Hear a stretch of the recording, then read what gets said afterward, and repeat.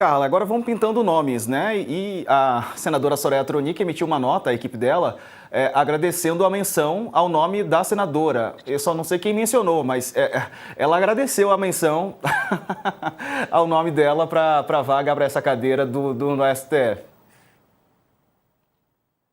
Eu também não sei, Diego, de fato, quem mencionou a senadora, mas a gente vê, obviamente, aparecem aí diversos candidatos. A Dani descreveu muito bem, esses três são, de fato, os mais cotados.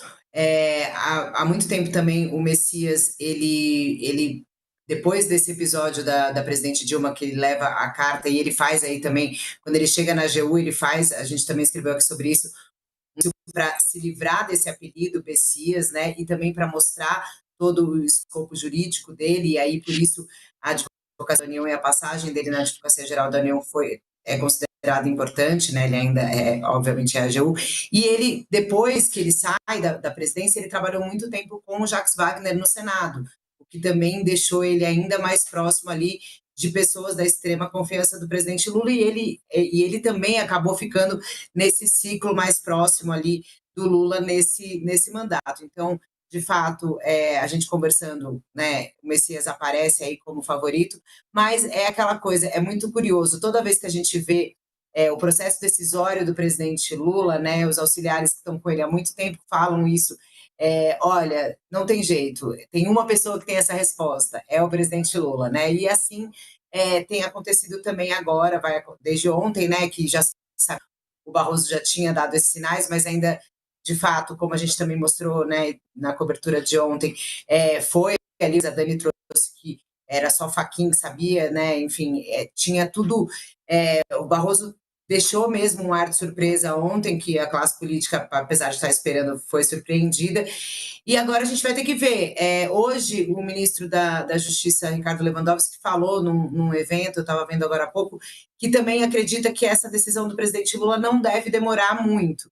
Mas o presidente tem uma série de viagens aí, né? No começo da semana vai para Roma, tem obviamente, outras pendências sobre a mesa para resolver. A gente trouxe aqui a questão de que caducou a MP ali que taxava bancos e bets, e isso cria um problema para o presidente Lula, que vai ter que sentar com a equipe econômica para resolver problemas, tem toda essa relação do Congresso.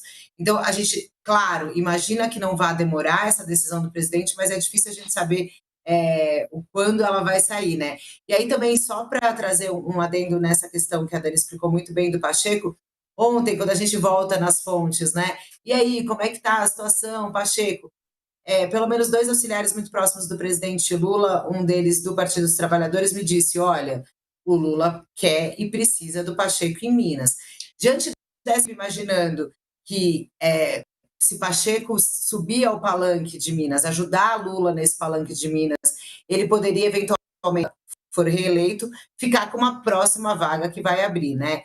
Então, também tem gente já fazendo essa conta, imaginando que, olha, Pacheco tem essa simpatia do Senado, de Davi Alcolumbre, como a Dani colocou muito bem, mas poderia ficar numa vaga mais para frente, porque tem essa missão eleitoral em 2026, e segundo os auxiliares do Lula, isso continua forte aí. Lula, que já disse publicamente, sinalizou e pediu ali Pacheco para ser candidato a governador de Minas, e por enquanto isso faz com que nesse banco de apostas aí, né, Pacheco perca um pouquinho de pontos para essa vaga agora, que vai substituir o ministro Luiz Roberto Barroso. Mas para fazer aquele head e aquele adendo, né, que a gente que cobre política há muito tempo já sabe, é muito difícil cravar as coisas, não me surpreenderia se um nome que não está nessas apostas saísse de repente, e a gente fosse surpreendido com alguém que está por fora, aí fora, e que de repente conquiste a simpatia do presidente. Enfim, eu não duvido de nada.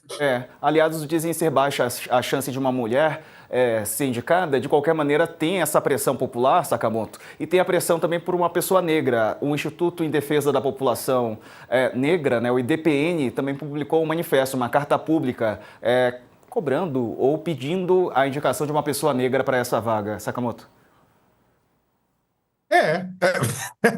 Eu ia falar exatamente disso, na verdade. Porque é o seguinte, vamos lembrar todos e todas, né? O censo de 2022, ele colocou o Brasil com 48,5% de homens e 51,5% de mulheres.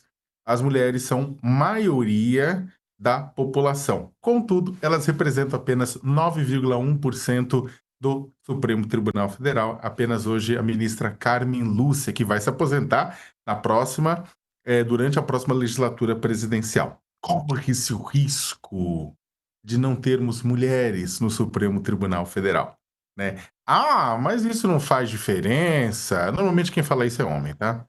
Né? Não, porque nós homens somos capazes de entender e de responder pelas mulheres, né? Como tem idiota nesse mundo. Enfim, o ponto é o seguinte: isso vale a mesma coisa para negros também. A maioria da população brasileira é de negros, é de pretos e pardos, né? Mas não chega nem perto, né? Da, da população do Supremo Tribunal Federal, né? Então, eu acho que é o seguinte: a representatividade importa por uma série de razões na tomada, ainda mais porque os ministros do Supremo Tribunal Federal devem interpretar a Constituição, né, à luz da realidade que o cerca, né? O Supremo não é um bando de computador que opera, não. Eles estão, e é importante que eles sintam o calor da sociedade, né? Então, tanto que se preocupam, muitos presidentes se preocupam com o quê? Indicar um ministro evangélico. O presidente Jair Bolsonaro indicou André Mendonça, o próprio Jorge Messias, ele é evangélico. E isso é citado como um ganho para o Jorge Messias nesse processo. Eu não estou nem discutindo o Jorge Messias, a competência ou a capacidade do Messias, não é isso que eu estou discutindo, e não estou discutindo isso em detrimento aos outros nomes que estão colocados. Só que é importante, já passou da hora da gente olhar e falar, não, mas não tem mais nomes. Tem! A gente tem que perceber que mesmo toda essa construção que a política constrói, a Dani muito bem relatou, a Carla muito bem relatou, né, dessa construção de quem são os favoritos não são dados, porque Moisés desceu do Monte Sinai com uma placa com 10 mandamentos, e no 11º mandamento está lá, os favoritos são esses, e por um acaso, coincidentemente, são homens. Não são. Também é fruto de construção social. São homens tornando homens favoritos de processos, né, como esse.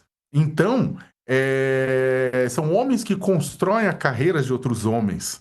Reclama-se muito de sororidade feminina, né, das mulheres apoiarem-se umas às outras, só que nada como o clube do Bolinha masculino. Os partidos políticos são o clube do Bolinha, né? As redações de jornais muitas vezes são clubes do Bolinha, né? Clubes de futebol, empresas. Vai pegar o que é um board de uma grande empresa? Oi, estamos fazendo uma questão toda de pluralidade. Imagina, bando de homem branco na maior parte das vezes, né? Aí quando você coloca uma mulher negra lá, quase o pessoal trata quase como, é a cota. Então, na verdade, eu acho que é o seguinte: é claro que para o presidente que viu, e é claro que eu não estou querendo discutir aqui, eu sei, na verdade, porque para o presidente é importante ter com alguém que possa contar, que ele já achou que podia contar com algumas pessoas, né, que prometeram matar no peito e não mataram. Então, eu entendo politicamente, mas eu acho que já é hora do Brasil avançar. E nesse ponto, a gente precisaria avançar em coisas como essa.